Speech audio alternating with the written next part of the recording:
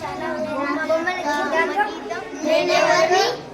చాలా బొమ్మలో ఏముందో హాయ్ బుజ్జి కథ కుదిరింది. ఫస్ట్ మనం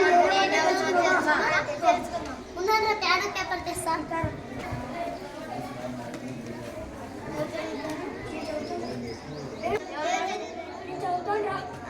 ఫస్ట్ క్వశ్చన్ చెప్పరా. నేను 3 అక్షరాలు పదాన్ని.